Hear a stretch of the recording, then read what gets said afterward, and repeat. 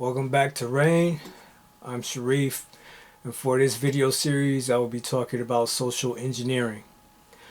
For the new people that's clicking on my videos for the first time, please go back and watch Racism versus Colonial Occupation. It will provide a sturdy foundation for this video series that I'm about to start, social engineering. So please go watch that if you're new. If you've been following my videos, then you already know about the Dum Diversis of 1452, Romanix Pontifex of 1455, Inter Caetera Divina of 1493, also known as the Doctrine of Discovery. You know that these colonizers are they go to Aboriginal lands, force the Aboriginals into their placement in forced servitude, and they rape the land of all the minerals. And basically, if you think about it, you take a step back, you think about it, they've been doing that here. It's mostly the colonizers. Yeah, some of our people work for them while they're raiding the land, but it's mostly the colonizers and their corporations that are raping the land, poisoning the soil, poisoning the water, poisoning the air, and poisoning the food. But they're also conducting their social engineering upon us, the Aboriginal peoples. And I will get through all that in this series. First, I would like to read a little bit from my book, Who Are You? Knowing Your Ancestors. Let's see. Just to refresh everyone's memory, in 1452, Dum Diversis was issued by Pope Nicholas V, which authorized Alfonso V of Portugal to conquer Saracens, which are Moors, and pagans, take their land and personal property, and consign them to perpetual servitude. In 1455, Pope Nicholas V issued the Romanix Pontifex, authorizing Alfonso V to conquer and take non-Christian lands in Africa, or what's now known as Africa, as well as subjugate the Aboriginal peoples to forced servitude.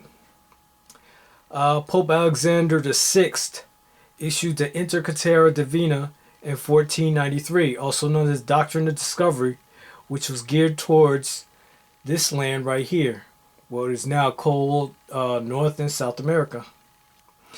It was agreed that an imaginary line would be placed through South America, separating lands claimed by Portugal, which is now known as Brazil, and lands claimed by Spain, which is the rest of South America,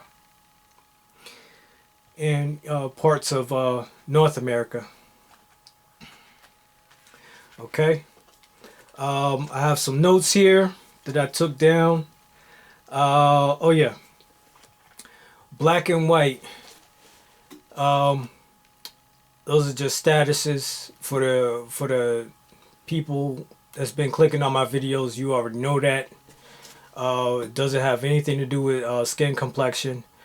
White is supposed to be an upper status, and black is the lower status. Has nothing to do with complexion.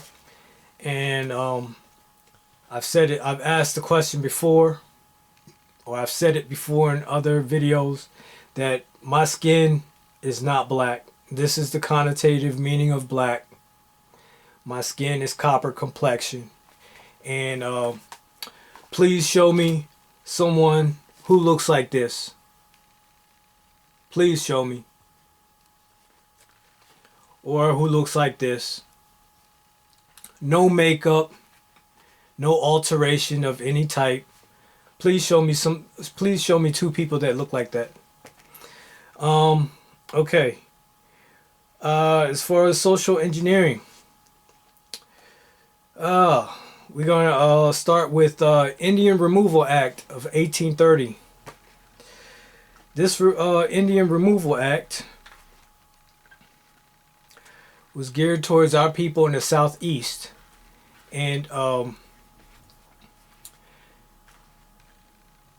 it gave our people the choice of either staying and be reclassified as Negro, or to move out west in what is now known as Oklahoma, in that area, and that created the Trail of Tears.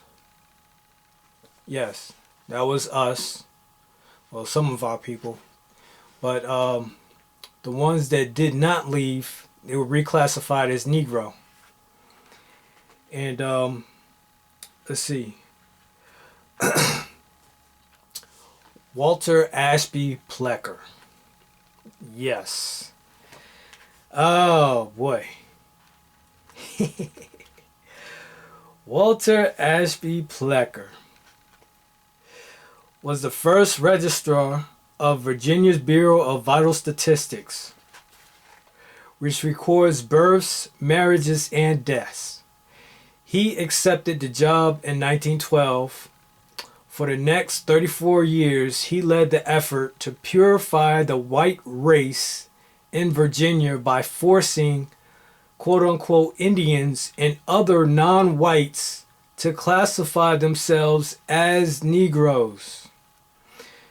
It amounted to bureaucratic genocide. With the stroke of a pen, Plecker could write an individual into Negro status and legal and social oblivion.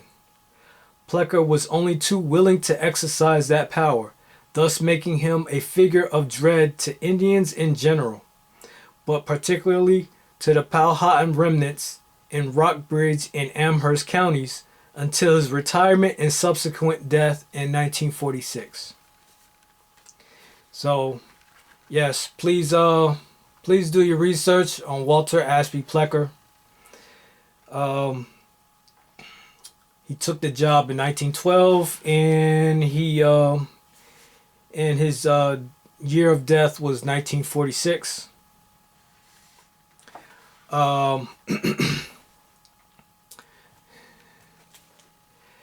And next on my list, I'll be jumping back and forth. It's not necessarily going to be in order, but we have in our neighborhoods, in most neighborhoods, especially on the East Coast, you have a lot of projects, and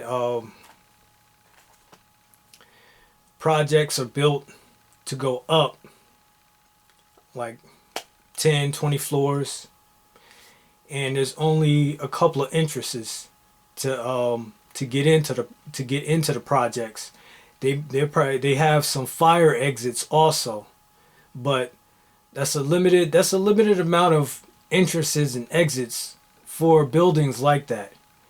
And it's a project, so you would think that, sort of like an experiment also, to see how these people will react and see, and you could just follow them from birth to death basically.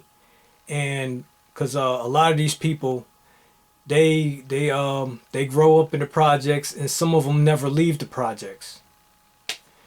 And best believe the government is keeping an eye on all that and documenting everything. But I will get more. I will expand more on that in the next video. This video part 1 is coming to an end, and on that note, I would like to say thank you and peace.